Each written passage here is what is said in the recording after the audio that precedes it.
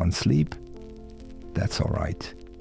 Come now, put on your quietest shoes and let's walk into the night together. No destination, no hurry. Just you, me, and the silence between trees. I'm Hermann Hesse, poet, walker, one-time bookseller, frequent disappointment to schoolmasters, occasional mystic, reluctant husband, and professional insomniac. I spent most of my life talking to trees, arguing with myself, and trying to write something true before breakfast. You might know me from Siddhartha, or Steppenwolf, or from that quote someone stuck on Instagram over a photo of a sunset. That's fine. But tonight, I'm just a man in slippers, inviting you to close your eyes and walk through the dark without trying to fix it. I never liked sleep much. It always felt like giving up on the day too soon, or letting someone else write the ending. So instead, I walked, slowly, silently, until the chaos in my chest learned to march to my steps. We're in Montagnola now, a little village perched above Lake Lugano, in the soft hills of the Swiss-Italian border. This is where I came after the storms, the grief, the madness, the critics, not to hide, but to breathe. The air here is damp with moss and wood smoke. The old stone paths wind like forgotten questions between the chestnut trees. You can hear a distant owl, or maybe just the rustling of a cat judging us from a wall. I used to think they were philosophers too. Cats. They sleep all day, and when they're awake, they stare like they've already read your soul. This path, I know it well. I've walked it angry, joyful, lost, hungry, inspired, disappointed, barefoot, drunk, and once, quite memorably, in the middle of a snowstorm while reciting Rilke to a bush. The bush was unimpressed. But I don't walk to impress.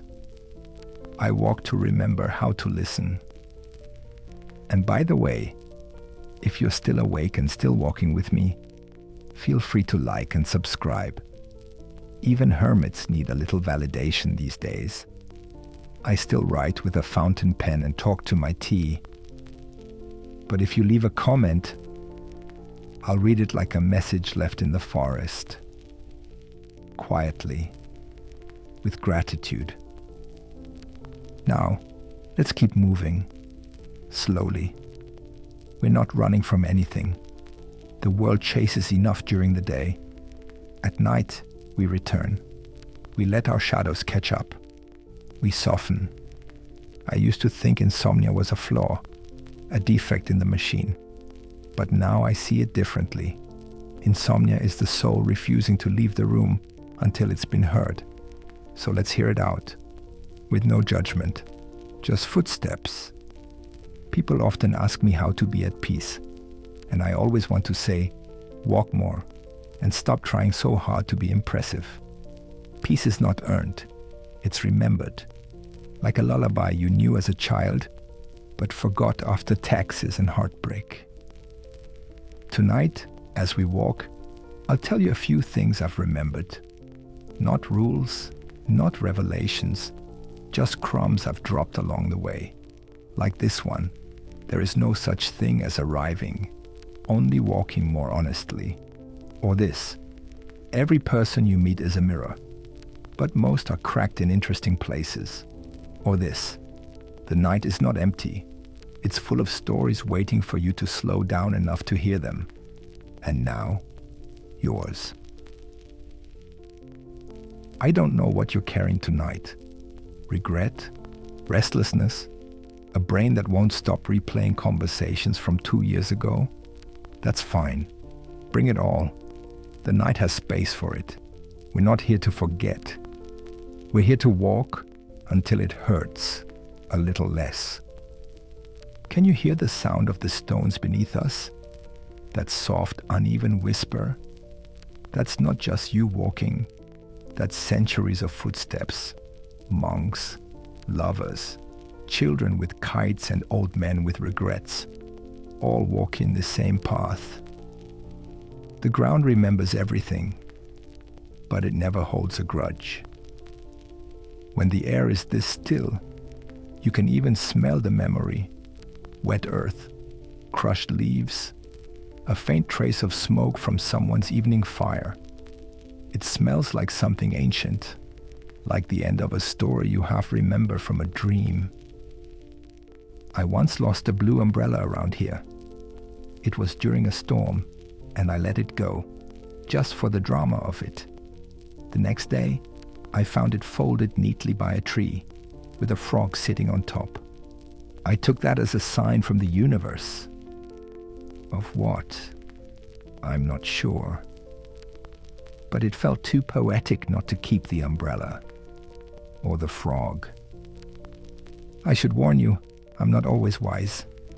I've failed often, hurt people, abandoned cities, lost myself in books and in beautiful distractions.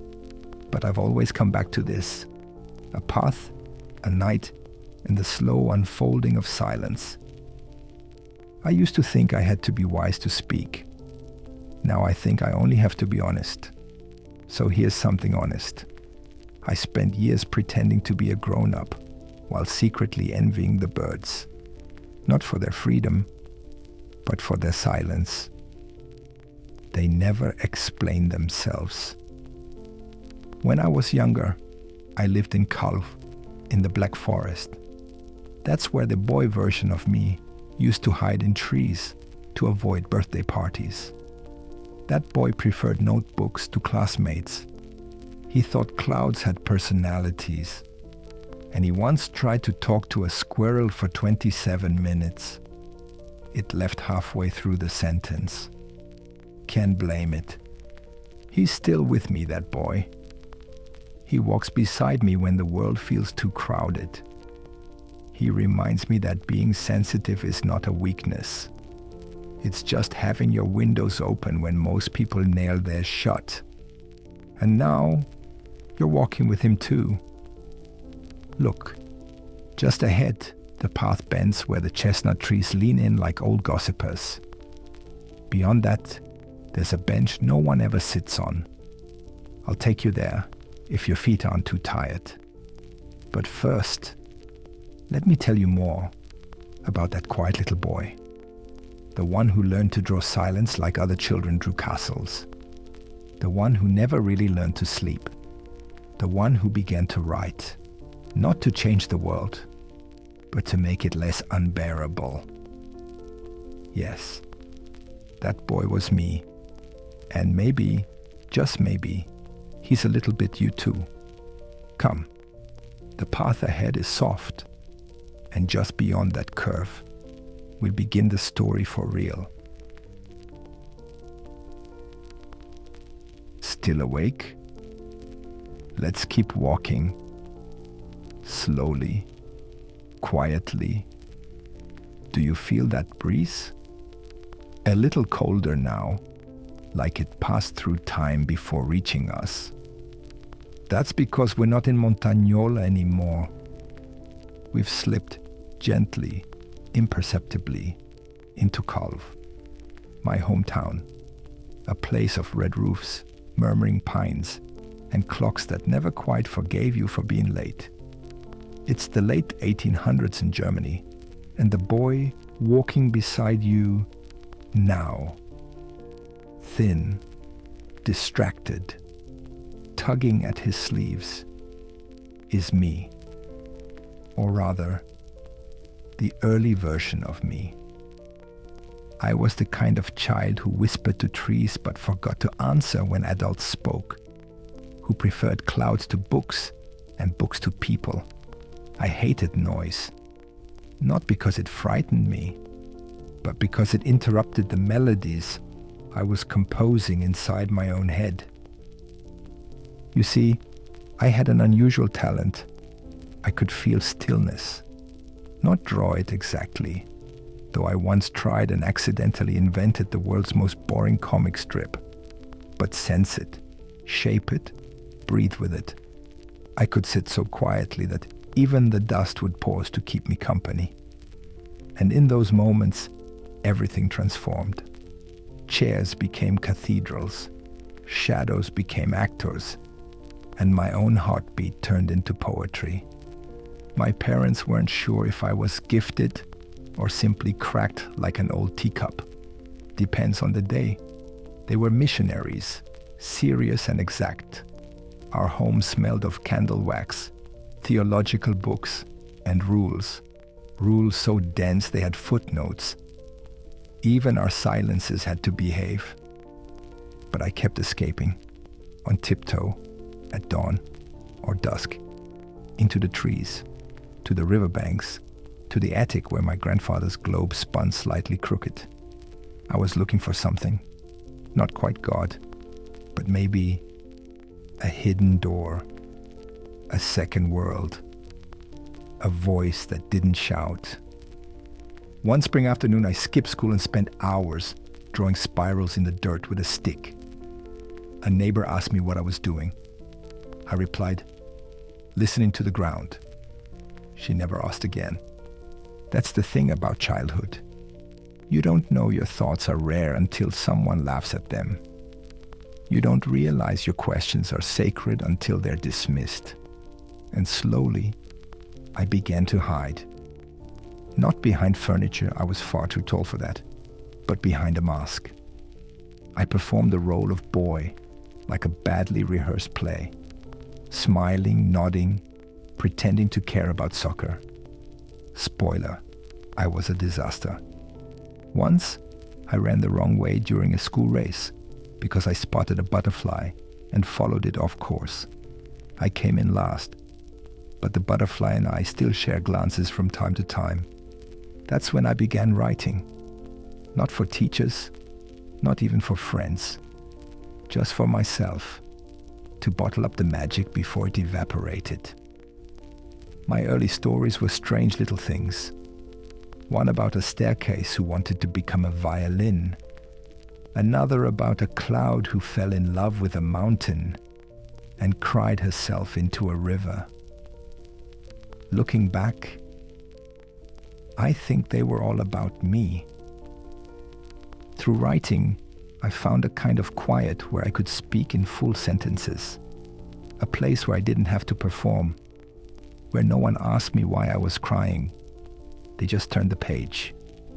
At night, I'd lie in bed and listen, not passively, but as if tuning a forgotten instrument. The creaking of floorboards, the wind brushing its fingers against the shutters, a bell in the distance, tolling a little off tempo, as if time itself had stumbled. I built entire universes out of these sounds. Each creak was a traveler, each gust a messenger, and each pause a secret too delicate for words. One night, I crept out with a lantern and a scarf twice my size, absolutely convinced I was about to discover something eternal. I didn't, of course. I just got cold. But I did hear an owl, and for one fragile second, I thought it called my name. From then on, I adored owls. My father thought them ominous. I thought they were sky librarians, solemn watchers of unspoken things. I began filling notebooks with owl sketches, with dream fragments, with what I called my quiet moments. A kind of journal. Not of events, but of silences that felt like home. And here's the strange part. The more I noticed stillness, the more it revealed. It became a character in my life, a teacher, a sanctuary. Once, I told a teacher that stillness was my best friend. He chuckled and said, "Then you must be very lonely." I looked at him and replied, "Only when I speak to people like you." He didn't laugh that time. I learned something then, something that shaped the rest of my life. Most people hear stillness as a lack. Others hear it as an invitation. I was one of the others. Even now, as we walk side by side through this imagined forest, our feet soft against the leaves, the path dappled with moonlight, I feel it return. That child, that quiet, that secret book of silences. And maybe, just maybe, you've felt it too. In the hush after someone leaves, or the pause before you say something you'll never unsay. Stillness isn't absence. It's the canvas and the stories we paint on it. That's where the magic lives. A twig snaps under my boot. I pause. A branch above us creaks in response. The forest is listening. Let's keep walking. I'd like to tell you what happened the day I first realized I was not just one boy, but two. One who dreamed and one who doubted. Still with me? Stars above. I really must be losing my touch. I thought by now you'd be drifting into dreams about flying teacups or owls with typewriters. But since you're still here, come closer. We're still walking, still within this forest of time and memory. But now, the air has changed. It's quieter, denser, like we're stepping through an invisible membrane into the space where identity itself begins to split. Around 12 or 13, I noticed something strange.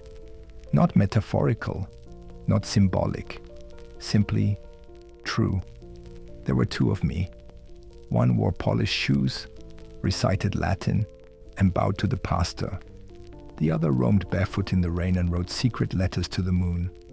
I didn't have the language for it then. Now I do. One self was shaped by expectation, the other defended by instinct. Between them, a war. Subtle, yes, but ceaseless. At school, I performed the role expected of me. Polite, clever, presentable, a well-rehearsed puppet. But behind the smile, something rebelled. I didn't long for grades or praise. I longed for rivers, for wind, for the kind of silence that speaks in colors. At night, the two voices returned. One whispered, "Survive, fit in, be useful." The other murmured, "Wander, wonder, disappear." I tried to satisfy both. For years, I failed both. I remember one evening, 15 perhaps, everyone asleep. I sat by the window. The curtain danced with the wind. I pictured both selves sitting across from one another, quietly sharing tea. One, upright and anxious, said, "No one will love you if you stray too far." The other, barefoot and smiling, replied, "Then I will love moss and stories and the dark." Neither one, but for once they listened. Do you feel it too? That flicker inside, between who you are and who you were asked to be? That quiet contradiction, pacing back and forth behind your ribs? It doesn't mean you're broken. It means you're breathing. Most people settle early. They pick a side. The achiever, the dreamer, the rebel, the monk. I tried to carry both in my coat pockets, but they started to shout. At 16, the split became unbearable. Some called it a breakdown. I call it my beginning. I stopped pretending. I stopped speaking. I stopped going to church, even though it meant breaking hearts. And then the dreams began. Not whimsical ones, deep ones, visceral.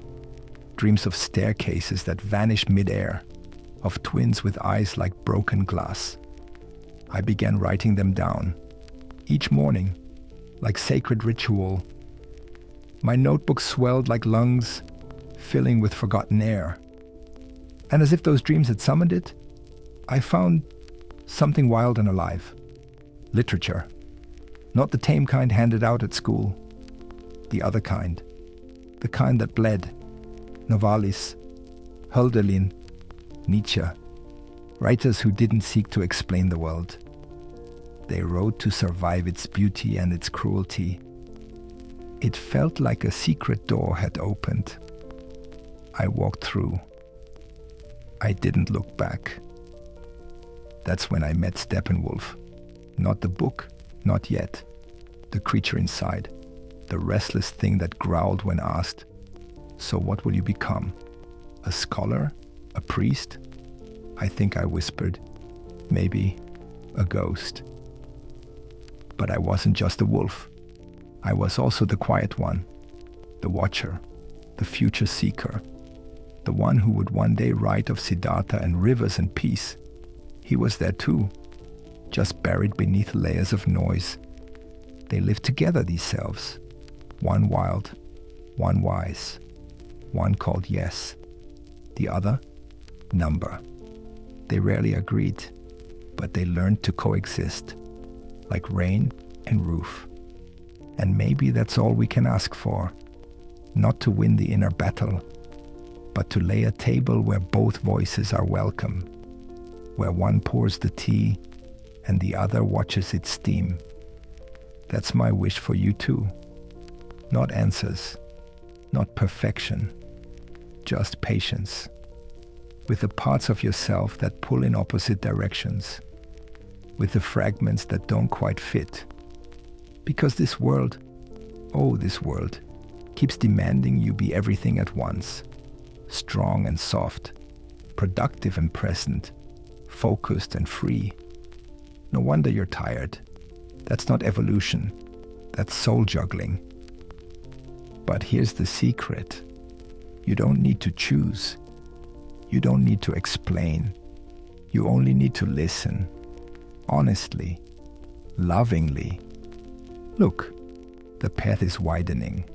The trees are stepping aside. We're leaving the thicket of division behind us now, but we'll carry its gifts. Contradictions, softness, the invitation to pause. One last thing before we reach the next clearing. When your inner voices rise again, the doer and the dreamer, the light and the shadow, don't silence them. Don't fight. Just offer them tea. Let them speak. Let them rest. And once they're quiet again, maybe you'll hear something new. Come. I want to tell you what happened when I let those voices shape something together. Not a speech, not a book. A girl, a brushstroke, a breath, a story that never started and never ended. There was a girl once. Of course there was.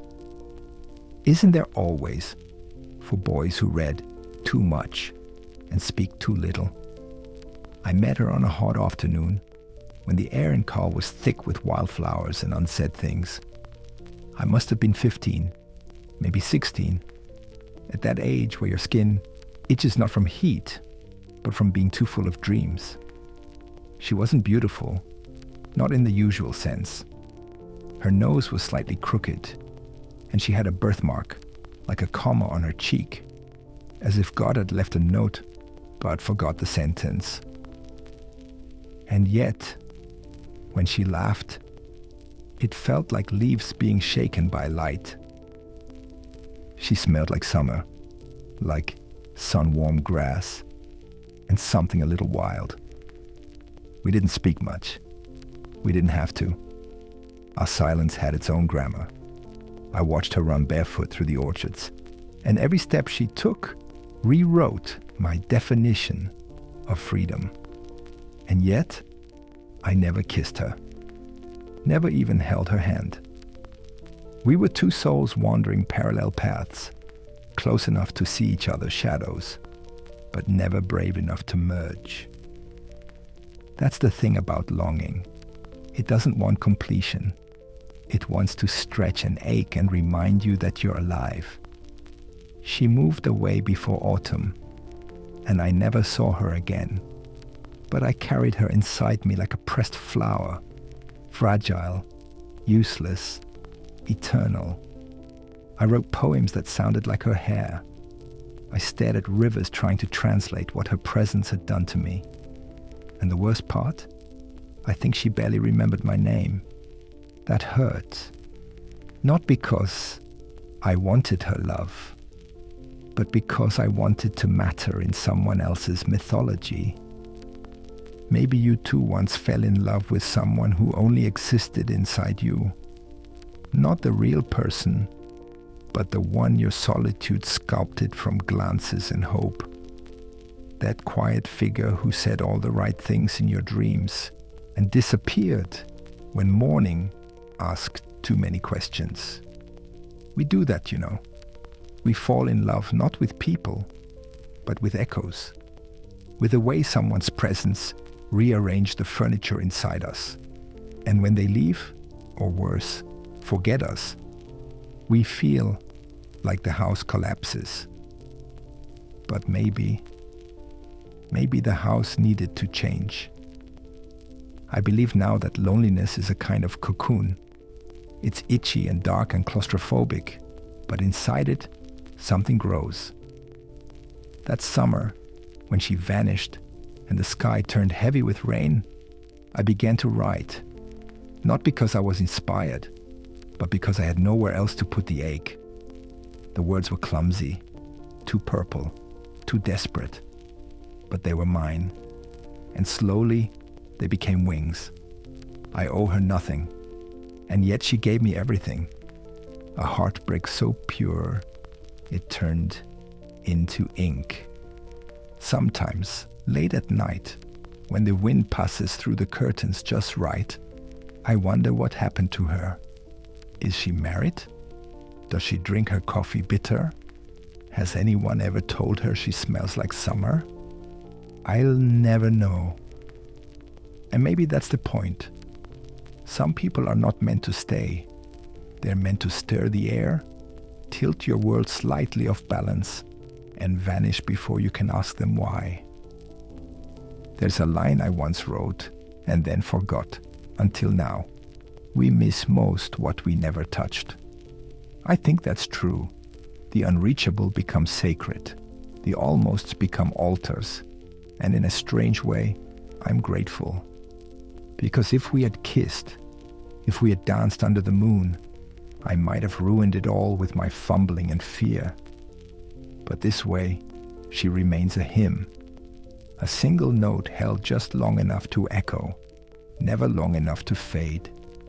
The girl who smelled like summer became a character, then a metaphor, then a lesson. That love doesn't need to be loud to be real. That longing can be holy. That even unshared moments can shape you. And maybe, just maybe, that's why you're awake tonight. Not because you can't sleep, but because something inside you is trying to remember someone, or something, some almost that never quite became. And it's okay. You're not broken. You're just a poet who never wrote the poem. Now come closer. Let's keep walking. The road is long and soft with moss, and the moon is watching like a curious friend. I'll tell you how that heartbreak led me, eventually, to the brink of madness, but also to Demian, to the strange and powerful voice that finally answered my silence. Some people collect coins, others collect stamps, or umbrellas, or minor heartbreaks. I, quite unintentionally, began collecting jobs I couldn't stand. I tried being a bookseller once. You'd think that would suit me, wouldn't you? Surrounded by quiet pages and the scent of wisdom. But no, I spent most of my time staring at the same 20 volumes, each one mocking me with its spine. Customers asked about Goethe, and I secretly wanted to ask them if they'd ever stood under a willow tree during a thunderstorm, naked and completely without purpose. They never had. I smiled politely and wrapped their novels. The bourgeois world, with its orderly timetables and respectable shoes, was like a tight collar. Every Monday choked me. Every lunch break whispered, "You don't belong here." So I left. I moved from town to town, job to job, shadow to shadow. For a while, I corrected papers in a school. The boys were loud, their fathers louder. I envied the janitor. He at least could disappear into his broom. I scribbled poems in the margins of the students' essays. Some of them noticed. One boy asked me what a soul drenched in mirrors meant. I told him I didn't know yet. I still don't. But it was somewhere around that time that the darkness inside me stopped whispering and began humming, low and constant, like a cello with a broken string. I stopped eating. I stopped smiling. I stopped pretending I was fine. They called it a crisis of nerves. What a polite way to say your world has turned to dust. I was sent to a sanitarium, a quiet place in the countryside, where trees outnumbered people and time walked barefoot. I remember the walls being white. I remember the silence having edges. And I remember one nurse, Anna, I think, who always smelled like chamomile and never asked too many questions. She'd leave a cup of tea by my window each morning. I rarely drank it, but I appreciated the gesture. It reminded me that I was still someone worth making tea for. That mattered. In that strange, suspended world, I met others like me. A man who only spoke in rhymes. A woman who claimed to be married to the moon. A boy who painted faces on stones and whispered apologies to them. I didn't find them mad. I found them softened, as if the world had sanded their minds into something quieter. I envied them sometimes. My own thoughts were still sharp, impatient. I kept a journal. I filled it with fragments. Today, the sky feels like a forgotten question. I dreamed I was made of wax and melted into a cathedral. Strange, yes, but also true in ways I couldn't explain. And then, one afternoon, during one of my walks around the garden, a sentence arrived. Not a full idea, just a spark. I wanted only to try to live in accord with the promptings that came from my true self. It startled me, not because it was beautiful, but because it felt like a voice I had forgotten how to hear. I returned to my room. I wrote until the sun disappeared. That night, I dreamed of a young man with a mark on his forehead, standing between two worlds. His name was Emile Sinclair, and slowly, painfully, joyfully, Demian was born. That book saved me, or perhaps it translated me from the language of despair into the music of possibility. I wasn't cured. No one ever really is. But I was rewritten. And for the first time, I understood that sometimes madness is simply the soul refusing to wear shoes that don't fit. We call it illness. But maybe it's protest. Maybe it's the final whisper of your real self before the world silences it completely. I left the clinic some weeks later. The trees still bowed in the wind. The tea still steamed on the windowsill. But I was no longer watching the world from behind a glass pane. I was in it. Fragile, yes, but real. And words came back, like birds returning to a tree that had seemed long dead. I wrote. I walked. I forgave myself for needing help.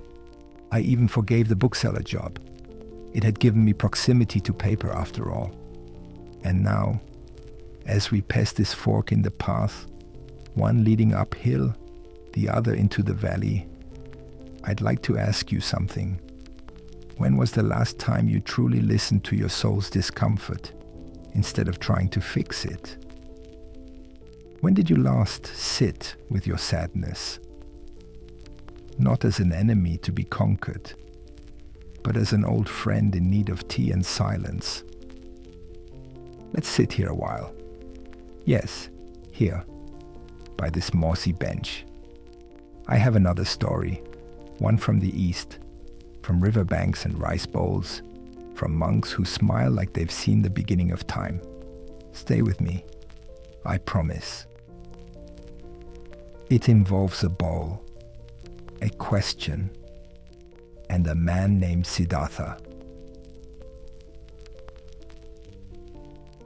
I never meant to write Siddhartha. Not really. It was supposed to be a quiet thought, a single breath. But like most quiet things, it wouldn't leave me alone. It followed me to the train station, to the marketplace, to the sound of spoons in a cafe. This soft voice, whispering of rivers, of stillness, of a boy with heavy eyelids and a heart too vast for his village. It kept saying, "You've known me. You've been me."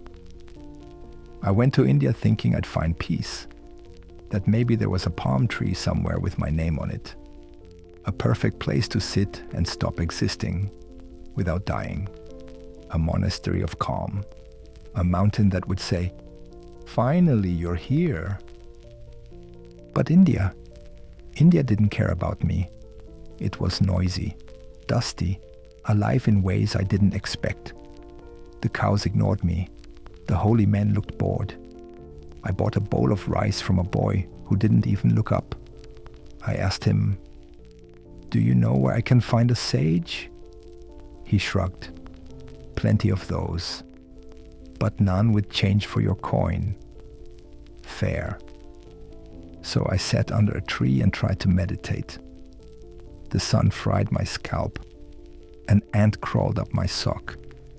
And after 3 minutes of clearing my thoughts, I began composing an entire opera inside my head about a mango who falls in love with a breeze. I called it Fruit of the Soul. Never finished it. You're welcome. Still, something shifted. Not all at once, but over time. The chaos began to settle, like tea leaves drifting downward. I started listening, not to monks, not to teachers, but to the water. Rivers are better than gurus. They don't interrupt. They just go, carrying pebbles, dead leaves, and lovers' letters alike, without judgment. I sat beside one for 3 days, barely moving. My notebook stayed closed. I ate only when hungry, slept only when tired, and once, only once, I heard the river speak. No, not with words. Don't worry. I wasn't hallucinating. That would come later, with absinthe and too much Nietzsche. No, it was more like a feeling, a sentence written in silence. It said, "Stop searching for what you already are." That's when Siddhartha began, not as fiction, not as a tale, but as a mirror. Every sentence I wrote was a way to remember what the river had taught me, that nothing stays, that everything returns, that the self is a candle lit by other candles, flickering, fragile, but always luminous when past. Of course, back home, people thought I'd found enlightenment. What a joke. I still misplace my socks. I still snapped at waiters. I still forgot my mother's birthday and apologized with a dreadful bouquet that smelled like regret. Enlightenment, it seems, doesn't improve your flower etiquette. But something had changed. I stopped trying to be one thing. I stopped pretending there was a single version of me, the mystic, the writer, the seeker. I was all of them, and none. You know, I still talk to that bowl of rice. It sits on my nightstand now. Occasionally, I bow to it. Once, in a moment of exhaustion, I asked it what I should write next. It said, maybe nothing. Wise advice. Still ignored it. Truth is, the most important things I've ever written came from stillness.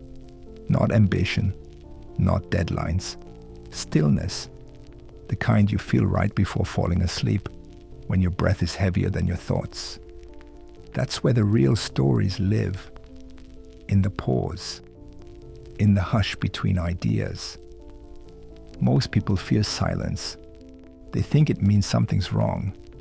But silence is just the sound of reality exhaling. And sometimes the best way to find yourself is to stop answering. There was a moment, sitting on the floor of a temple in Benares, when I watched a child light a candle for no reason at all. No ritual, no ceremony, just light. He didn't even stay to look at it, just placed it gently and walked away. That candle still burns in my memory. Not because it meant something, but because it didn't have to. So if you're lying there tonight, wondering if your life has a grand meaning, maybe let that question go. Like smoke rising from a stick of incense. Maybe your existence doesn't need to be explained. Maybe it just needs to be lived fully, quietly, honestly. Also, pro tip, if you ever meditate with incense, don't fall asleep with it burning. I did that once. Set fire to 3 pages of poetry and a sock. The sock survived. The poetry, not so much. Might have been an improvement. Now, let's take one last breath together. Inhale slowly. Hold it. And let go. Because where we're going next, it gets darker, stranger, wilder. There's a wolf waiting. A part of me I used to fear. A part of you too, perhaps. Let's go meet him. There's a noise in the night. Not outside. Inside. A low, patient growl. It's not your stomach, don't worry. Mine did that earlier. I fed it poetry and dried apricots. A questionable combination. No, this growl, it comes from deeper. A part of me I once called a friend. Then a curse. Then something closer to truth. The Steppenwolf. Half man, half beast. Entirely misunderstood. When I first met him, he wasn't howling. He was watching. From inside mirrors, inside wine glasses, inside moments when I laughed too loudly at something that wasn't funny. He was the part of me that refused to behave. Most people meet their inner wolf during a crisis, a divorce, a war, a long wait at the dentist. Mine came on a Tuesday, wrapped in fog. I had just left a friend's apartment, where everyone seemed so well adjusted. They talked about mortgages and wine pairings. I nodded, smiled, and left before dessert. On the way home, I heard my own thoughts say, "You don't belong there."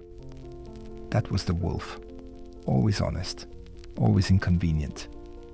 I tried ignoring him, fed him books, drowned him in tea, even took up yoga once. My spine still hasn't forgiven me, but the wolf stayed, pacing, not angry, just waiting for me to listen. Eventually I did, and what he told me was both terrifying and liberating.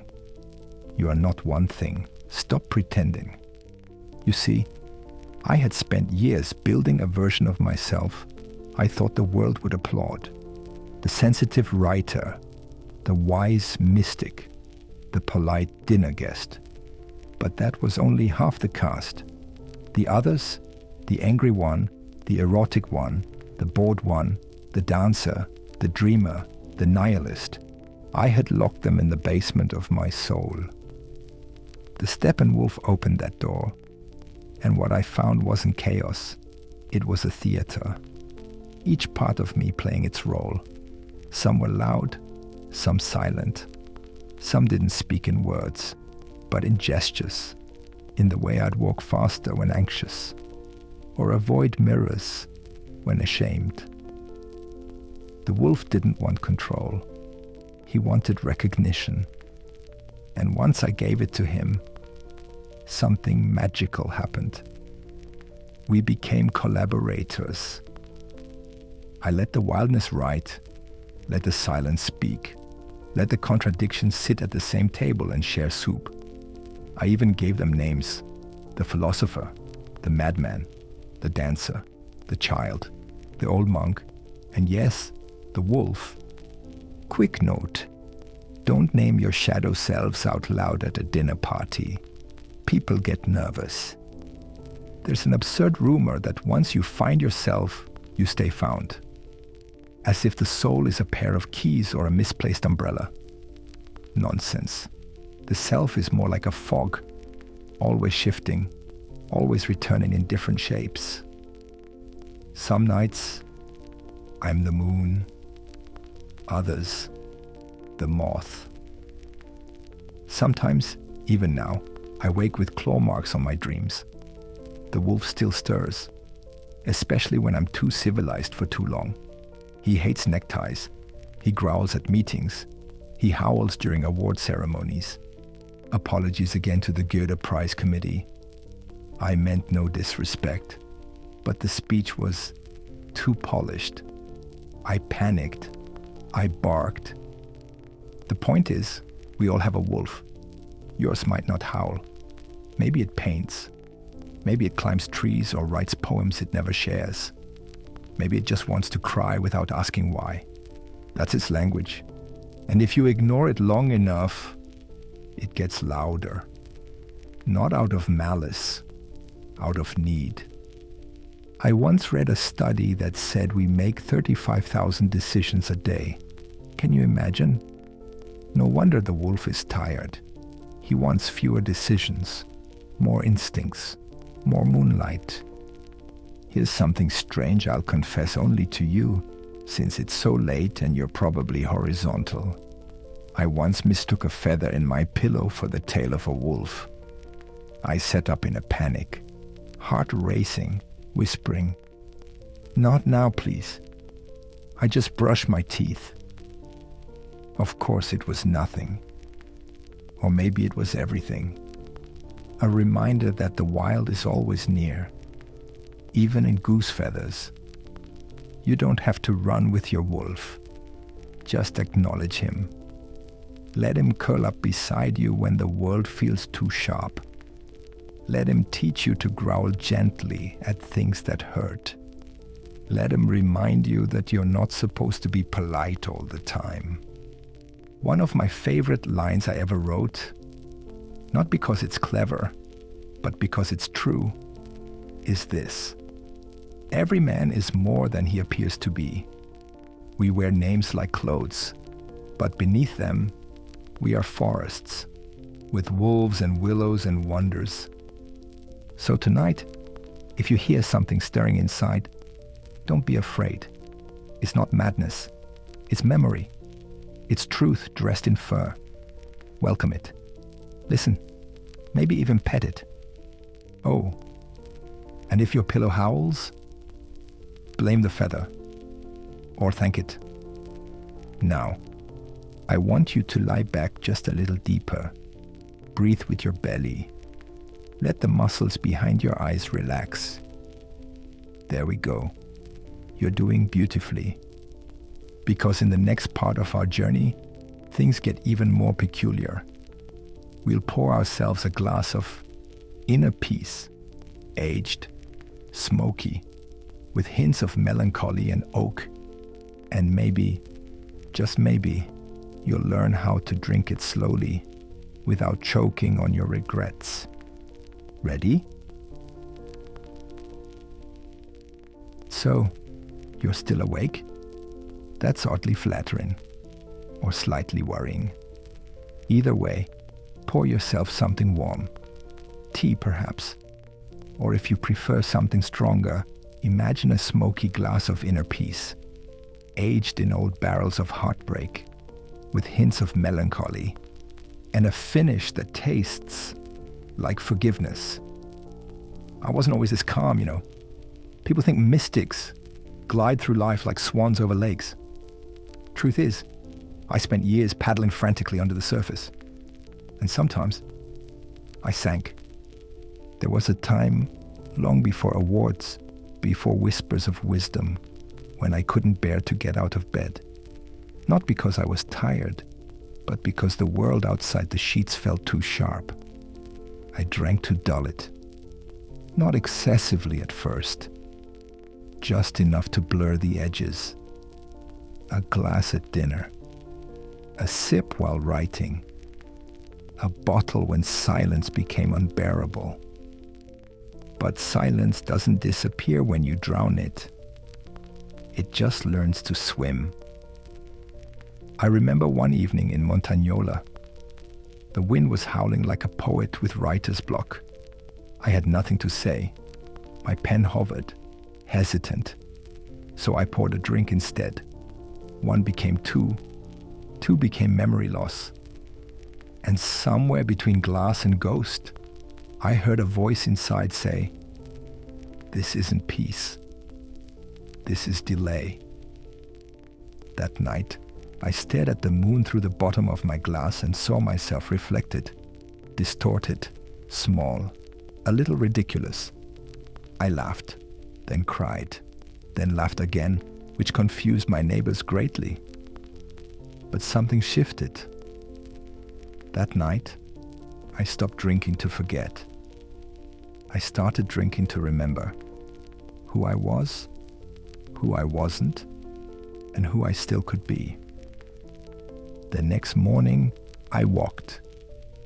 Not far, just out the door, through the chestnut trees, past the mossy stones and the scent of damp earth. My feet moved before my thoughts did. I heard birds arguing softly above me. A stream whispered something secret.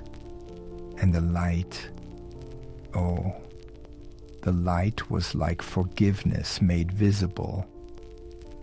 You see, real inner peace isn't something you achieve. It's something you return to, like an old cabin in the woods of your soul. It might be dusty, the windows might squeak, but it's yours. And inside, a fireplace, a chair that creaks just right, and maybe, if you're lucky, a letter from your past self that says, "You made it." That's what I started chasing.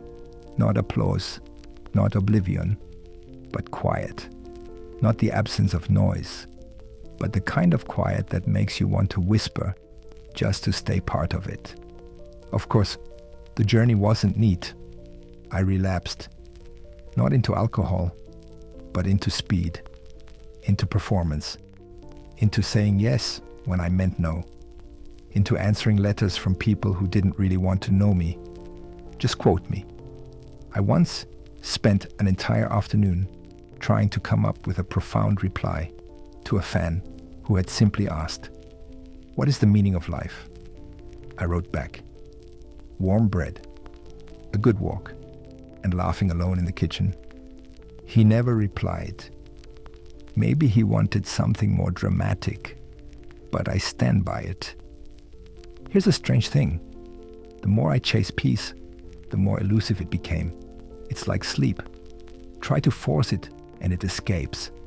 But let go, and it arrives like a cat, quiet and unimpressed, curling beside your ribs. So I stopped chasing. I began noticing instead the sound of boiling water, the feel of paper under my pen, the absurd joy of slicing an orange in perfect silence. I turned these small things into rituals. Sacred. Not because they were important, but because they weren't. That was the point. Often I'd take long walks in silence, through the pine-scented trails above the lake, the rhythm of my steps slowly untangling the knots in my chest. A snail crossing my path became a kind of oracle. A cloud drifting westward held more truth than any newspaper. Peace doesn't live in achievements. It lives in noticing what already breathes around you. The moss, the wind, the fact that you're still here. During my lowest point, I wrote a line I never published. It was too raw at the time, but maybe you're ready for it. When everything breaks, the soul learns to breathe. That's what the dark seasons are for. Not punishment, preparation. Your fractures let the light in, not to blind you, but to reveal the room you're already standing in. I know. That sounds poetic and vague. But healing is vague. You don't measure it in milestones. You notice it in size, in how your jaw unclenches before sleep, in how your fingers stop trembling when you write your own name. Let me share a little ritual with you. It's silly. You won't find it in any sacred book, but it works for me. First, sit quietly. Feel your heartbeat. Then, raise an imaginary glass. Doesn't matter what's in it. Tea, wine, warm almond milk blessed by a Tibetan squirrel. Whatever calms you, raise it and say softly, "To the things I survived, to the things I'm still learning to love, and to the parts of me I haven't met yet." Then sip. Slowly, with reverence, like it's the last drop of stardust in the galaxy. Peace doesn't arrive in grand symphonies.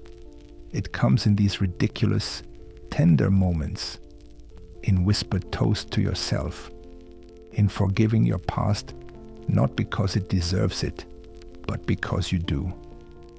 I don't pretend to be wise. I'm just someone who's walked through a few storms and learned which shoes leak the least. But if I can pass on one thing, it's this. You are not your worst day. You are not your darkest thought. You are the one who notices them. And that, my friend, is where peace begins. So go ahead. Pour another glass, not to escape, but to return to the quiet place within you that always knew how to rest. And if tonight you don't find it, that's okay too. Some nights are just for floating, for waiting, for holding your breath until it remembers how to hold you. Now, before we drift further into silence, I want to tell you a story about two men. One searched for God in the silence of a monastery, the other in the curve of a woman's back. And somehow, both were right. Shall we? Let's meet them. Narcissus, Goldmund, and the longing to choose.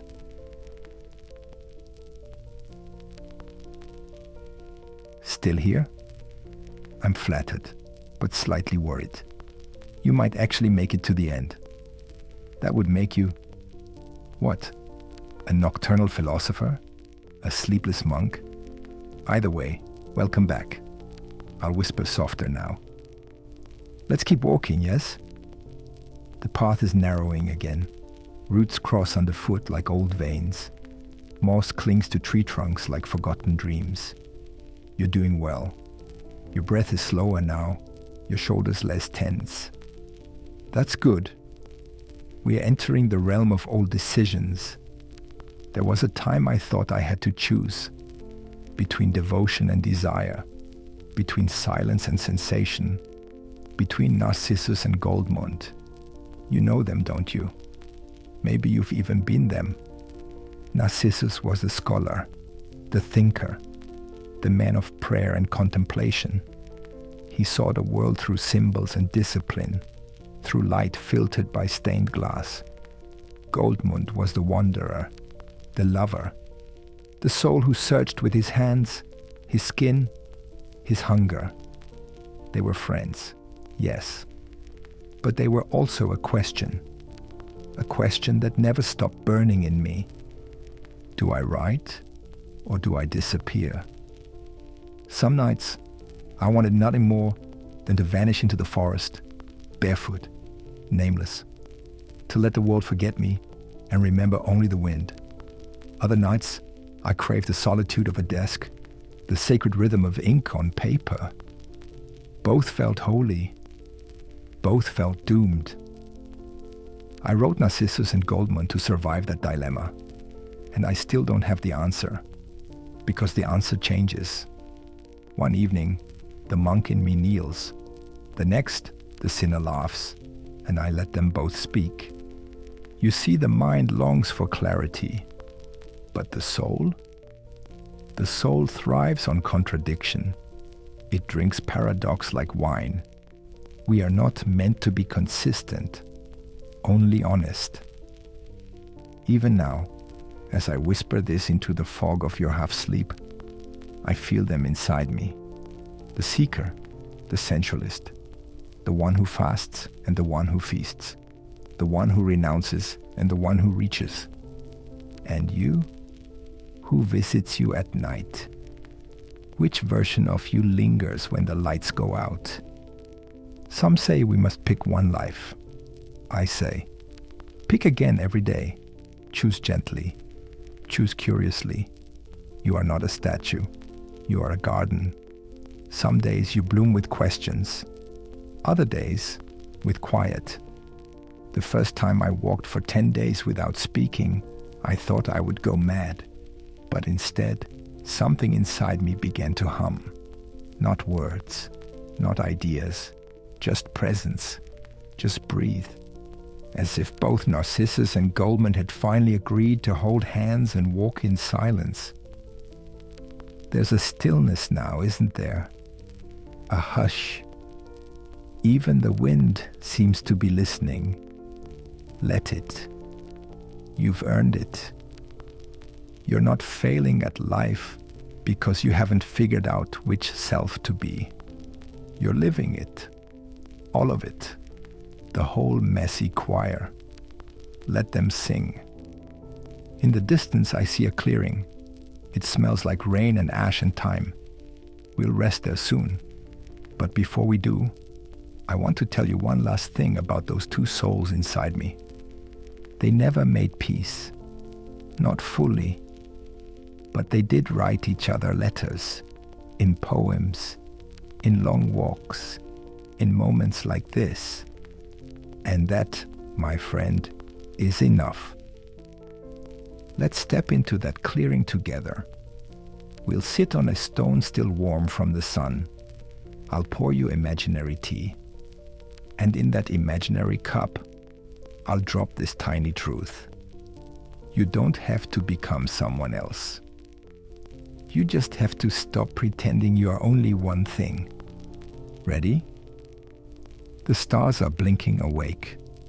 Let's keep walking. There's still so much I want to show you. Do you hear that? That distant hum above the trees? That's not a train, or a plane, or your neighbor's late-night vacuuming. That's the sky, quietly reminding you that it has absolutely no opinion about your mistakes, or your achievements, or your late-night cheese habits. It took me decades to understand this, to truly feel it, that the stars shine not for us, not against us, but beside us, unconcerned, constant, glorious in their apathy. Still with me? Oh dear, I was hoping you'd be snoring by now. But since you're not, let me tell you a story, a quiet one, the kind that doesn't go anywhere, but somehow leaves you a little lighter. Once, I climbed a hill outside Montagnola.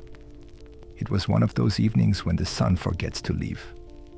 I had a bottle of water, a notebook, and a vague sadness that didn't have a name. At the top, I lay on my back and stared at the stars. And suddenly, it struck me. The universe doesn't care. Not in a cruel way. In a kind, freeing way. No heavenly tribunal was judging my failed relationships, or the poems I didn't finish, or the nights I fell asleep angry. The sky simply was. Like a breath. Like a sigh. Like a friend who listens without advice. We spend so much time searching for meaning, don't we? Trying to earn love, to deserve peace, as if kindness were a medal we had to win, or sleep a reward for a perfect day. But what if the stars already forgave you? What if the universe, in all its majestic disinterest, was actually offering you permission, not to be perfect, but just to be? I remember whispering that question to the dark. Am I allowed to rest, even if I've done nothing extraordinary today? And the stars, like the most gentle teachers, said nothing, just kept glowing. You see, I used to believe that goodness had to be earned, that rest had to be justified, that happiness required sacrifice. But slowly, through books, through walks, through heartbreak and through stillness, I started suspecting something different. That life was less about being worthy and more about being open. Open to wonder, open to stillness, open to not knowing. You don't need to have all the answers, my friend. You don't even need the right questions. You just need a little space, a patch of sky, a breath that isn't measured, a night that doesn't need fixing. And in that space, who knows?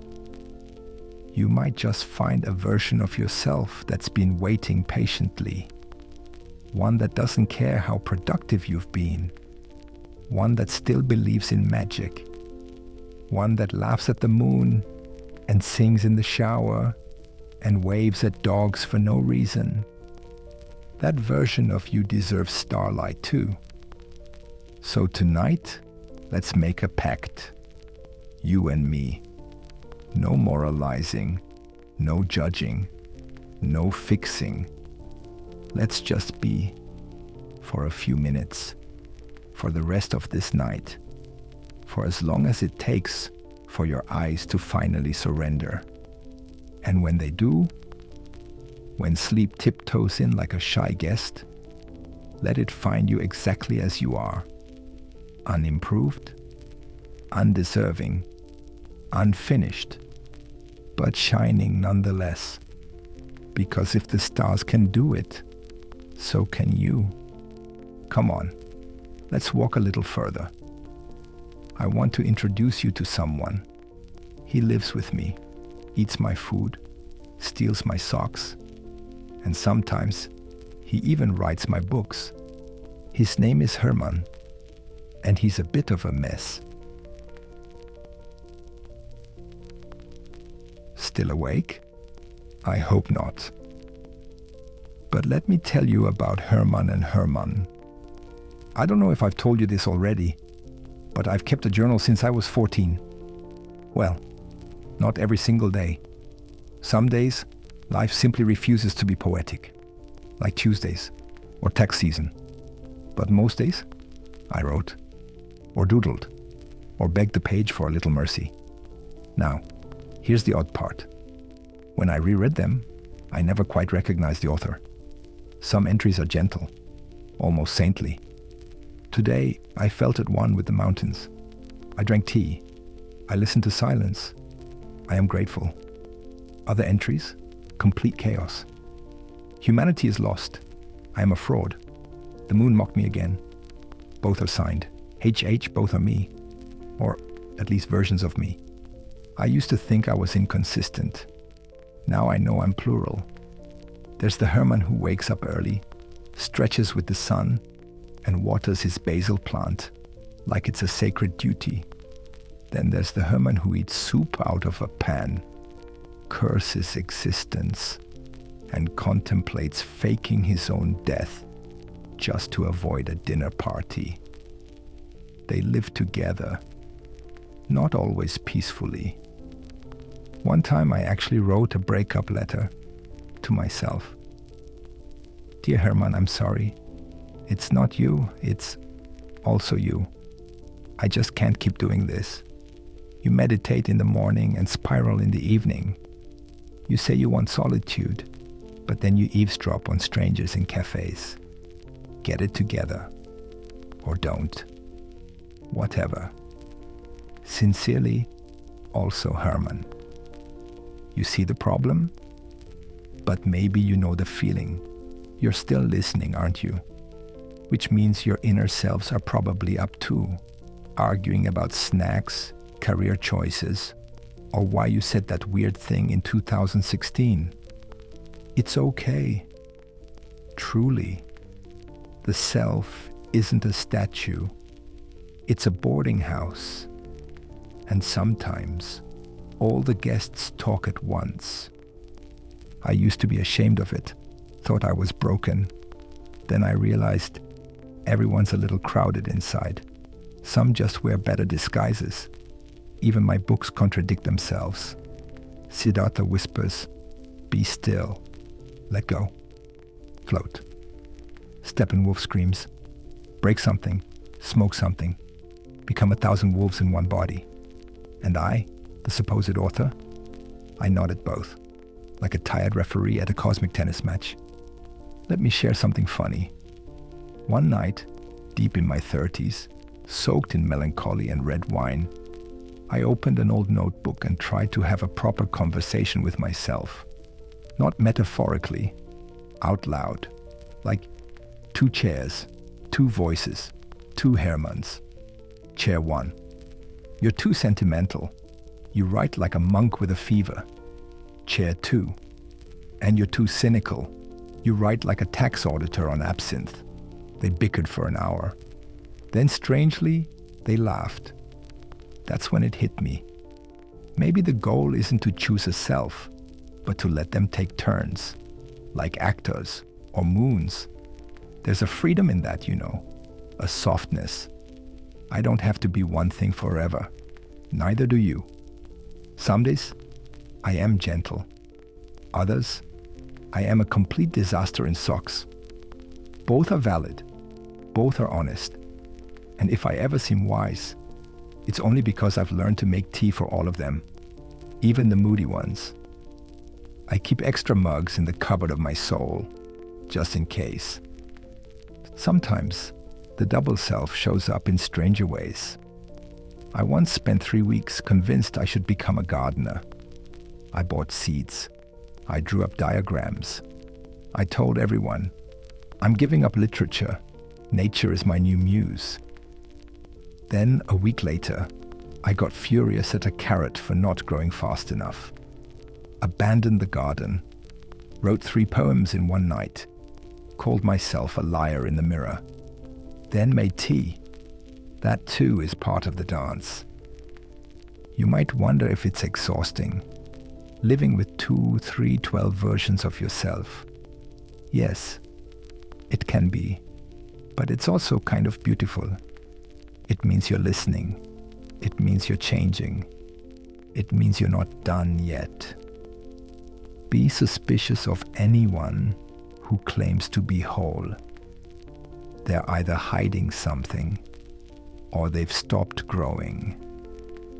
Here's my theory. We don't become ourselves by finding our true identity. We become ourselves by learning how to host the whole chorus, invite them all in, feed them, forgive them, let them nap on your emotional couch. That's what I try to do. Some mornings I journal like a mystic. Other mornings I draw cartoons of philosophers arguing in bathtubs. Both heal me. Both make me giggle. You don't have to pick one. You can be a warrior and a napper, a monk and a flirt, a disaster and a miracle. So tonight, if you feel fractured, if you hear strange voices inside, contradicting your plans, your moods, your very name. Don't worry, you're not possessed. You're just in rehearsal. Let them speak. Let them dream. Let them argue about socks. And when they're done, when all the selves fall quiet, even for a breath, that's when you'll feel it. A soft togetherness, a fragile harmony, a you that contains multitudes and still dares to sleep. Now let's keep walking. The path ahead has fewer branches, more stars.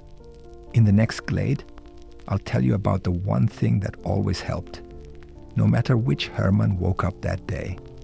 A single, ridiculous, sacred thing, putting one foot in front of the other and walking, always walking. I've never trusted destinations. They're like birthday cakes, sweet, loud, overplanned, and mostly for show. But walking? Walking is honest. A step is a prayer with no audience. A path is a poem that writes itself with your feet. I walked everywhere, through villages too small to be on maps, through forests that didn't want to be named, through mountain passes that mistook me for a ghost. I walked until my boots learned my thoughts before I did. Until silence stopped being awkward and started being generous. Sometimes I walk to escape, other times to find something, but mostly just to be between things, between heartbreak and healing, between deadlines and daydreams, between the person I was and the one I might still become. There's a rhythm to it, you know. Step, breath, thought. Step, breath, thought. And then, if you're lucky, no thought at all. Just breathe, just wind, just a satisfying sound of gravel underfoot, like the world quietly rearranging itself beneath you. I remember one afternoon, Swiss mountains, September light, nothing in my pockets but a pen. I passed a little boy sitting on a rock, throwing pebbles at the sky. He didn't say hello. He just pointed at me and asked, "Are you lost? Or just thinking loudly?" Honestly, both. Let me tell you something I once wrote on a napkin in a cafe halfway up a hill. The soul has 2 feet, one for departure, one for return. To live is to wear out both. Sometimes people ask me if walking was my way of escaping responsibility. I smile politely and say, no, it was my way of reporting to the universe. Each step, a quiet check-in with existence. Am I still here? Is the wind still moving? Then yes, I'm alive. And I'll admit something odd. I've cried more often while walking than while sitting. The tears come out easier when your body is moving forward, as if your emotions trust the journey more than the stillness. As if they say, okay, now that we're moving, I feel safe enough to speak. I've written entire books on walks, not with my hands, of course, but in that invisible ink made of sky and thought and heartbeat. The real writing happens there, where no one sees you, where the earth edits your inner monologue, one footstep at a time. You know what else walking does? It humbles you. It reminds you that nature doesn't care about your deadlines, or your reputation, or how many likes your thoughts received. The river does not retweet. The mountain does not admire your cleverness. They just exist, and they let you exist beside them, which is more grace than most humans ever offer. Oh, and here's something ridiculous. Once, during a 5-day solo walk, I tried to argue with a cow. She was blocking the path, chewing grass with an expression of deep cosmic indifference. I said very reasonably, "Excuse me?" She blinked slowly. I said, "I'm a writer." "Nothing," I added. "I've won awards." She sneezed. I took a longer path. Lesson learned. Cows don't care, and neither should you. Not that much about the applause. If you're still awake, I have a suggestion. Tomorrow, or some soft, quiet morning, try this. Leave your phone behind. Choose a path with no purpose. Walk until you forget why you started. Let your legs teach your mind what the books forgot to mention.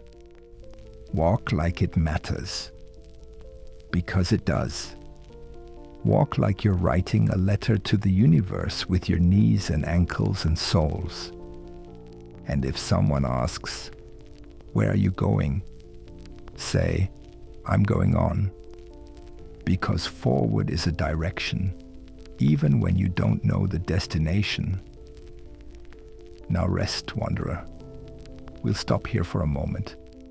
Not because we're done, but because the path is patient. In the next part of our journey, I'll tell you about the day I stopped running. Not from people, not from deadlines, from myself. And what happened when I tried to burn the part of me that always needed to be understood. Let's breathe here. The wind is writing something on your cheek. Maybe it's your name. Maybe it's a question. Either way, we'll read it together in the next breeze. I don't know if I've told you this already, but I've kept a journal every day since I was 14. It started as an escape, then became a mirror, then a confessional, and eventually a kind of noisy roommate, one who never stops scribbling when you're trying to sleep. In those pages, I kept everything. The joy of first love, the silent fury of being misunderstood, the clumsy sketches of dreams I barely remembered, and also the things I never dared say aloud, the jealousy, the shame, the envy I had for simpler souls who could just live. But one day, I don't remember the date, but the wind was sharp and the sun had that dry golden hue you get in early autumn. I packed a satchel with old notebooks and hiked to a clearing I love. There's a ring of trees there, and moss like thick velvet under your boots. A place where I used to sit with Demian in my thoughts, or Goldmund, or sometimes just myself, in all my unfiltered confusion. And there, I made a small fire. Don't worry, I didn't start with the good ones. I couldn't. I began with the ones full of scribbles, pages where the ink had bled from rain or tears or, more likely, bad wine. I fed them slowly to the flames, watching the letters curl, the guilt evaporate, the identities dissolve. It was symbolic, of course. I'm a writer. We do things for symbolism. But it wasn't just that. It was a necessity. You see, the more you grow, the more you realize how heavy your own story can become. And while some stories need to be kept, cherished even, others become prisons disguised as personality. And one day you wake up and realize you're not becoming someone. You're just rehearsing an older version of yourself, again and again, until your past becomes your destiny. That day, as the smoke lifted, I felt something shift, not dramatically. There were no divine voices, no lightning, just a small, undeniable lightness, as if my soul had exhaled, just a bit, enough to make room for a new sentence. I walked back that afternoon with soot on my fingers and ash in my hair. I probably looked deranged. a hermit poet who just burned his memoirs. And perhaps that's exactly what I was. Still awake? You're very persistent. I admire that. But since you insist, let me tell you a secret. The idea of burning one's past is not an act of rejection. It's an act of love. A strange kind of love. The kind that says, I no longer need you to define me. Thank you for getting me here. Now let me walk the rest of the road barefoot. And yes, I tried to burn my alarm clock too, but it was digital, just melted into a sad plastic lump that kept blinking 0000 like a nihilistic Zen koan. Back on the trail, my legs carried me without thought. That's the thing about walking. Eventually, your body remembers the rhythm better than your mind. You become a pulse, a breath, a soft percussion in the orchestra of trees. There's a bend in the trail near the lake. That day, as I passed it, a squirrel dropped a pine cone onto my shoulder. No symbolism there, just an annoyed squirrel. But it made me laugh, loudly. The kind of laugh that startles birds and echoes a bit too long in the forest. The kind I hadn't made in months. That's when I knew something had changed. Not everything. I still had the same doubts, the same tendency to overthink, the same complicated relationship with breakfast. But something inside me had softened. Sometimes we think transformation must come with thunder, with visions, with solemnity. But often it's just a pine cone, a breeze, the smell of paper turning to smoke in your hands. That night, I didn't write. I didn't reach for my pen or stare at the blank page like it owed me something. I just watched the moon and made a cup of tea, so weak it could barely call itself tea.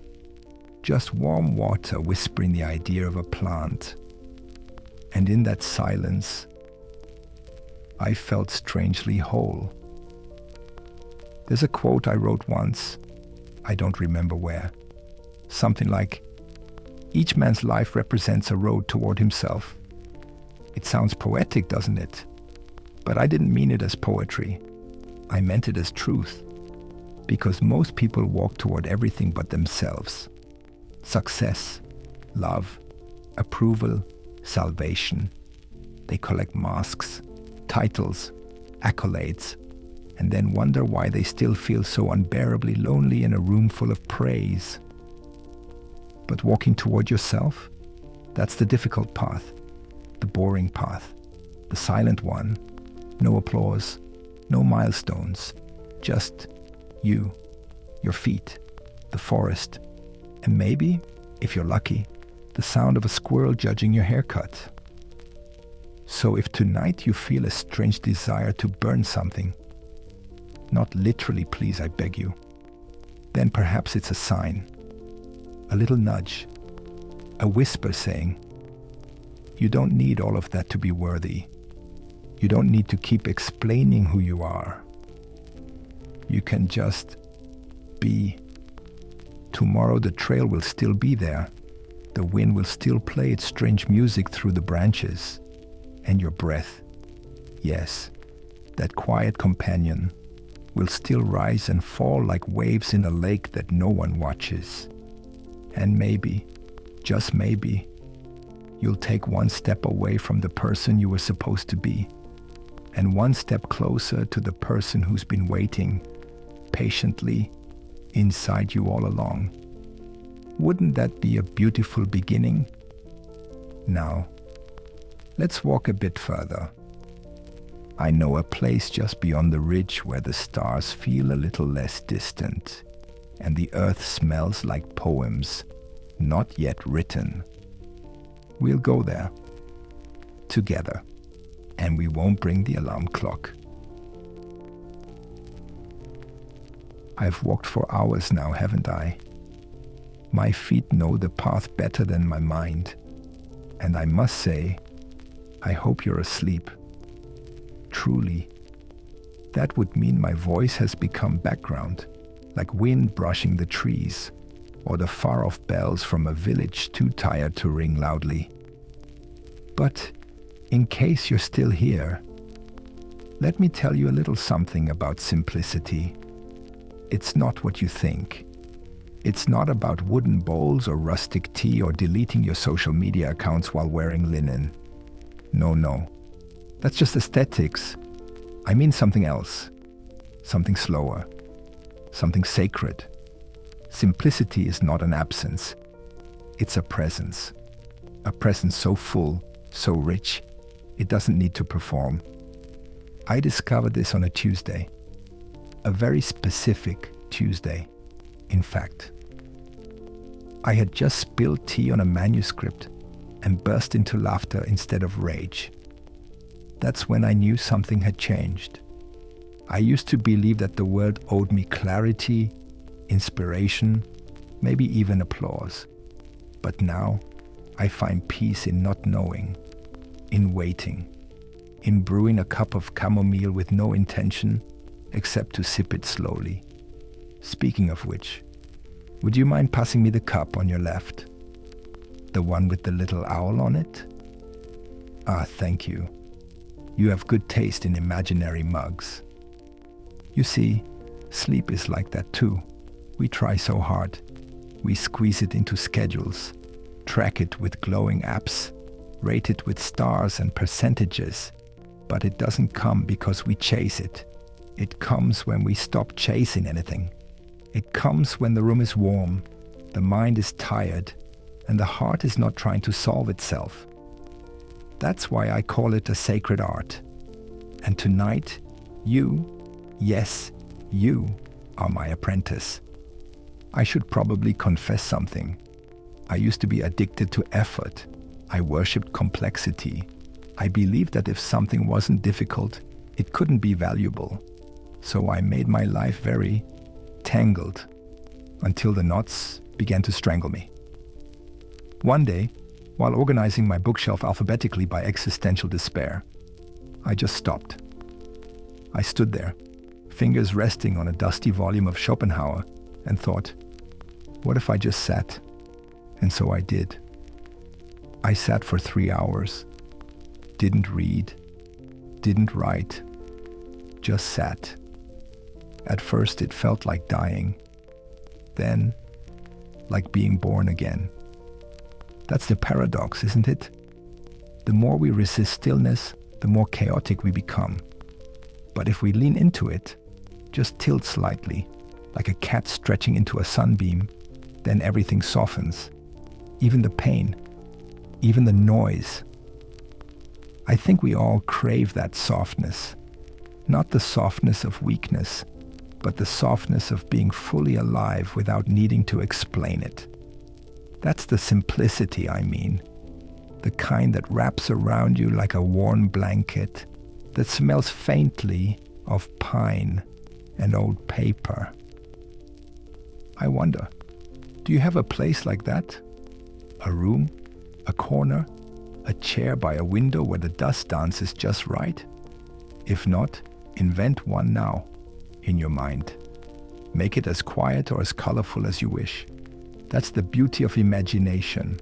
It costs nothing, weighs nothing, and no one can take it from you. My place is a small bench, tucked under a chestnut tree near Montagnola. I sit there sometimes, watching the sky try on different shades of blue. It never chooses one for long, like me, like you perhaps. Do you hear that? Neither do I. That's the sound of not needing more, not needing anything. It's the rarest sound in the world, and when it visits, we do well to listen. I once tried bottling it, selling it in words, but it evaporated on the page. Simplicity can't be captured, only welcomed. So here we are, you and I, walking slowly, saying little, meaning much. I suppose that's enough for tonight. Let's keep walking just a bit. I have something odd to share. a story about boredom and why I think it might be the wisest teacher I've ever had. I used to think boredom was a punishment, a sign that something had gone terribly wrong. Childhood taught me that. 5 minutes without stimulation, and the grown-ups would shove a book in my hands or invent a chore. But later, much later, I realized boredom wasn't the absence of meaning. It was the gatekeeper, the quiet monk at the door of revelation. And unlike the noisy priests of productivity, boredom didn't shout. It waited. That might sound poetic now, but I assure you it wasn't always. There were days when I walked the same forest path so many times. I could predict the exact twig that would snap under my heel. I could tell you where the moss blushed greener, where the wind preferred to pause. I thought I had exhausted the place, but the truth was, I had only just begun to see it. That's the thing. We modern souls are terrified of repetition, of stillness. We crave movement, results, even failure. Anything but the dread of doing nothing. And so we run, swipe, refresh, check the fridge again, as if the cheese might have reinvented itself. I once tried multitasking. A disaster. I accidentally fed my journal and wrote poetry in my soup. The critics found it overcooked and underpunctuated. But let me tell you what boredom did to me once I stopped fighting it. It softened my edges, like water working on stone. It slowed my thoughts until they were no longer thoughts, but weather. I began to listen, not just with ears, but with my skin, my breath. Even my bones leaned in. And when I say boredom, I don't mean scrolling through things you don't care about. I mean the real kind. The kind that feels like fog inside your ribs. That gnaws at you and says, "This moment again? Really? Yes. This moment again. And again. Until it opens." I remember one afternoon, I was sitting on a bench outside a train station, notebook in hand, pen uncapped, nothing to say. The trains kept arriving, kept leaving. People moved like ants with agendas, and I just watched. Not because I was wise, but because I was too tired to pretend. And that's when it came. A phrase, a shape, a rhythm. Not from me, but through me. Boredom had chewed a hole in the wall, and something true slipped in. Do you know what monks do all day? They sweep, they chant, they arrange flowers, and then they do it again. Not because they're dull, but because they know. Peace doesn't live in novelty. It lives in the act, repeated until it becomes a prayer. That's what writing is, what walking is, what love is too. A repeated act, offered freely, without guarantee. I sometimes imagine what would happen if we removed boredom from our lives entirely. No pauses, no gaps, just stimulation, one after another. Do you know what you'd lose? Everything. No echo in the canyon. No breath between notes. No space for the self to unfold. Without boredom, the soul has nowhere to hide and no reason to come out. Of course, the world doesn't agree. The world sells speed like it's salvation. Every app screams, faster, better, now. But you, my friend lying there in the dark, you've chosen something different. You've chosen to listen, to wait, to walk with me, step by patient step. That makes you braver than most, braver than you know. Boredom, you see, is not empty.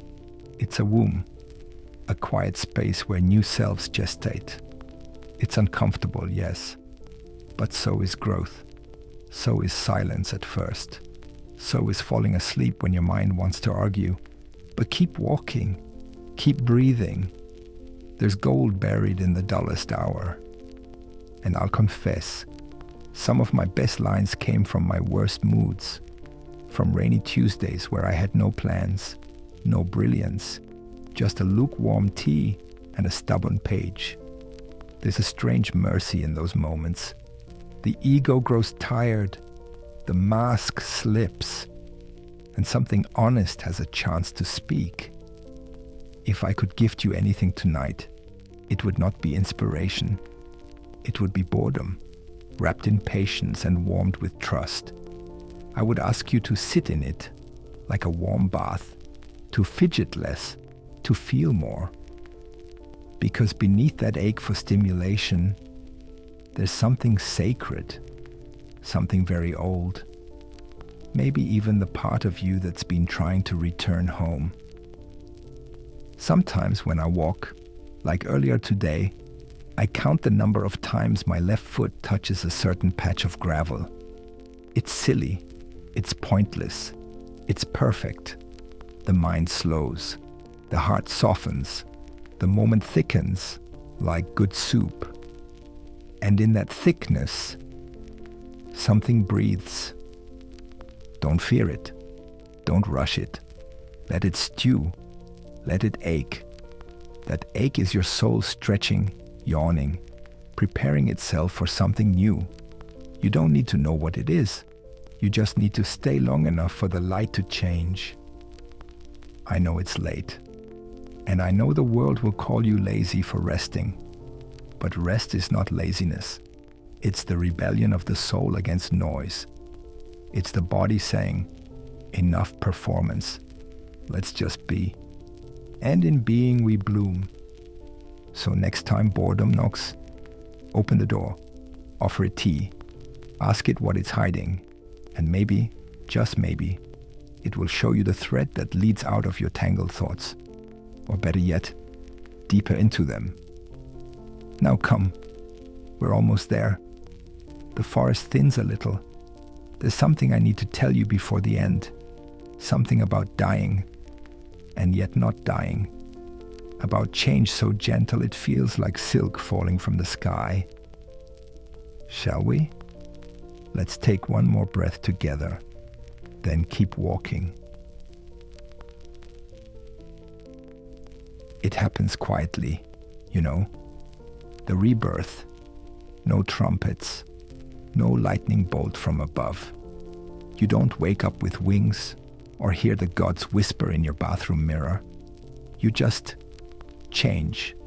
You walk into the kitchen one morning and the coffee doesn't taste like guilt anymore. You glance at an old photo and feel compassion instead of shame. You realize that somehow, without a ceremony, you've become someone else. And yet, you're still you. I never believed in dramatic transformations. Too theatrical, too neat. Life doesn't flip like that. It folds, slowly, like a letter you've read too many times. The ink fades, the edges wear, and still, the meaning deepens. That's how it felt for me. One day I wasn't the Hermann I'd been. The man who wrote Demian, or Siddhartha, or even the confused soul muttering to birds in the Swiss hills. I was someone in between, a quieter self, less eager to be understood, more willing to listen. Have you felt that? The soft death of the old self, not with a bang, but with a sigh. It often arrives in the midst of small things. You wash a dish without rushing. You forgive someone without planning to. You forget why you were angry. And suddenly, there's space.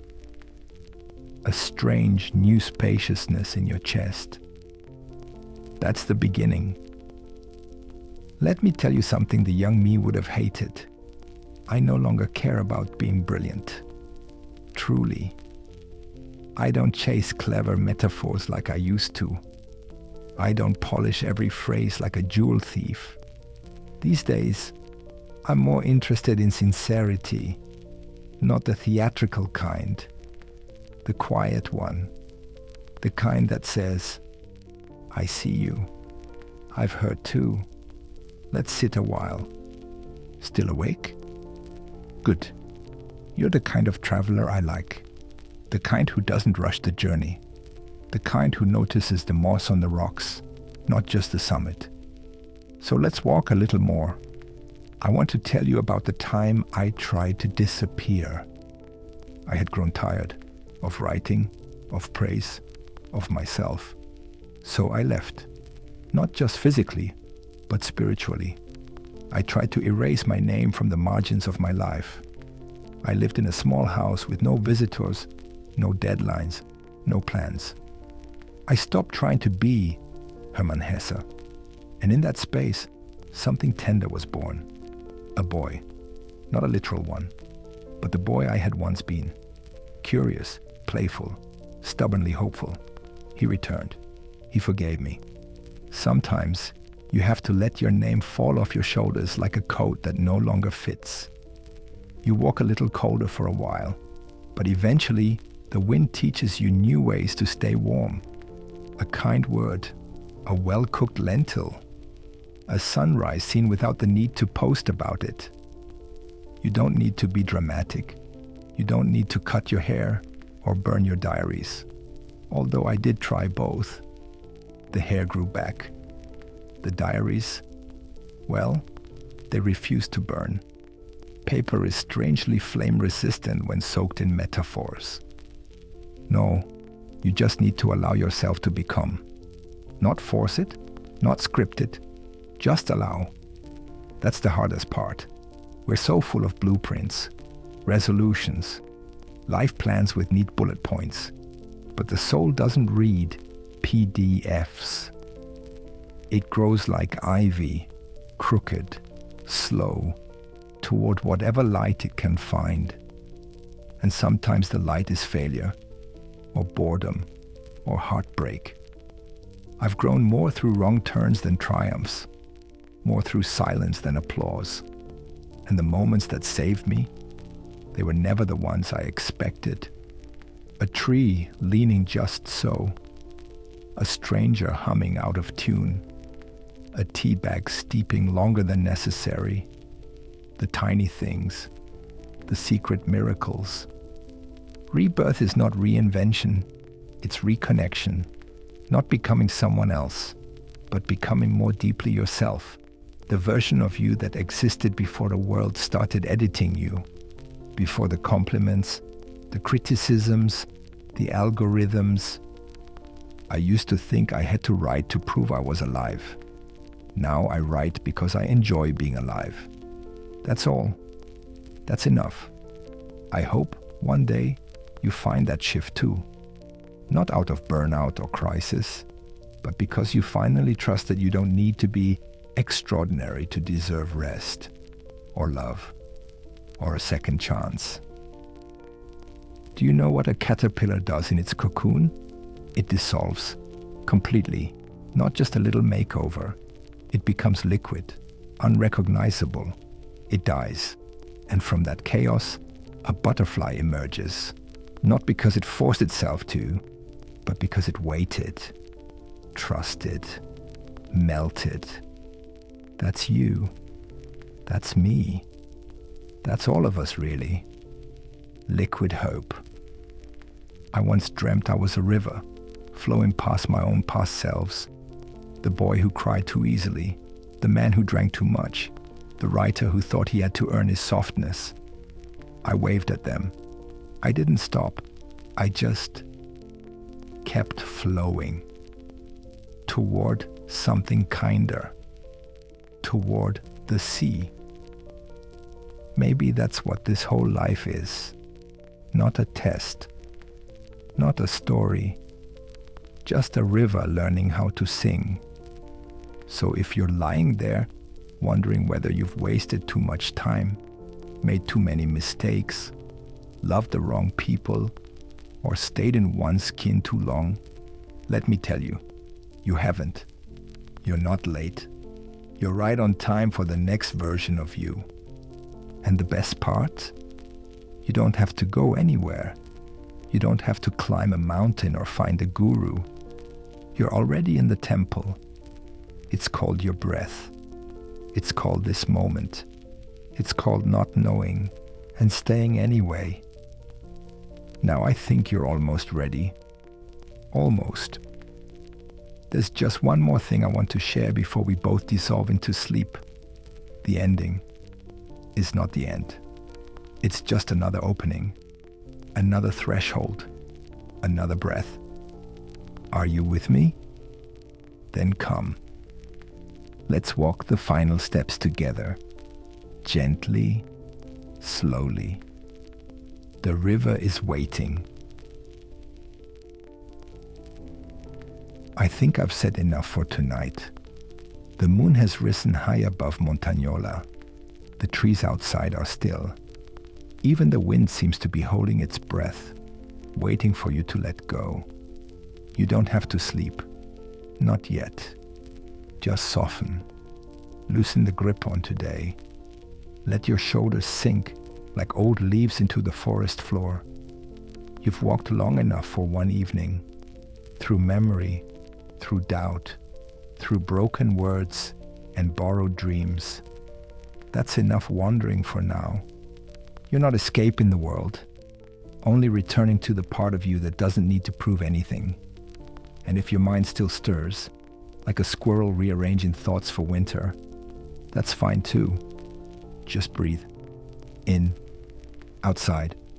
In, outside. Who you are tonight is not who you were yesterday. And thank goodness for that. You don't need a plan for tomorrow or a perfect ending. The river flows anyway. Let go of your questions. Let go of the noise. Let go of that inner narrator who's always rehearsing your life like a monologue no one asked for. There is silence in you that doesn't ask for approval. There is softness in you that has nothing to fix. There is truth in you, quieter than words. And now, I'll vanish. Like a tea bag too steeped. Like a poet who forgot his own name. Like a bedtime philosopher slowly melting into his pillow. If you see me in your dreams tonight, please remind me to water the plants. And if your sleep takes time, don't worry. Stars don't hurry to shine. Rivers don't rush to arrive. Be like them. Flow slowly. Flow softly. You're allowed to rest. You're allowed to feel safe. You're allowed to be unfinished. So close your eyes now, my friend. Not to escape, but to return. To your breath. To your softness. To the quietest part of you. May the river inside you carry you, gently, into the arms of Morpheus. Sleep well, traveler.